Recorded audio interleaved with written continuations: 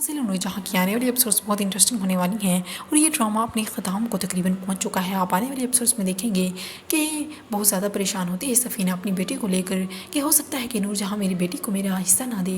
इसी वजह से वो ये बात हुनैद से डिस्कस करती हैं।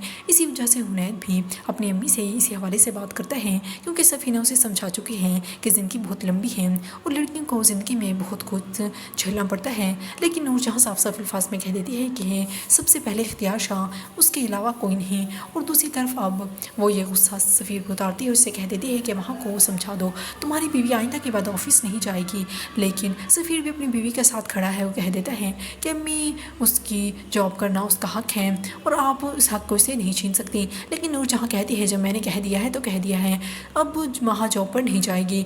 जब वहाँ से बात करता है सफ़ीर तो वहाँ भी कह देती है कि मैं अपनी जॉब नहीं छोड़ सकती, मैं तुम्हें छोड़ सकती हूँ। सफ़ीर बेहद परेशान हो जाता है अब उसका ये रवैया देखकर, लेकिन वो बहुत ज़्यादा डरा होता है क्योंकि वो नूरजहाँ को नहीं छोड़ना चाहता। सफ़ीना भी अम्मा से कह रही होती है कि तुम तो चहेती बहू हो नूरजहाँ की, आखिर तुम्हें परेशान होने की ज़रूरत क्या है और सब कुछ तुम्हारी मर्ज़ी से ही होता है क्योंकि तुमने ही उन्हें पोते की खुशी दी है और इस ख़ानदान का इकलौता वारिस दिया है। अब सफ़ीना की बातें सुनने के बाद महा भी कह देती हैं कि वो जॉब तो हरगिज़ नहीं छोड़ेगी, ना ही नूरजहाँ की बात मानेगी।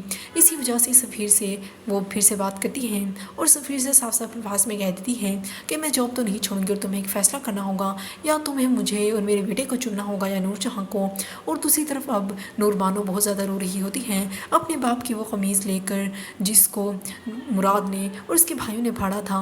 अब वो आती है उस कमीज़ को सीने से लगा के खड़ी होती हैं। मुराद के पूछने पर वो बताती है कि मेरे बाबा की वो कमीज़ है जिसे तुम सब भाइयों ने मिलकर फाड़ा था। अब मुराद के तो होश ही उड़ जाते हैं कि आखिर नूर बानो को ये सब कैसे पता है।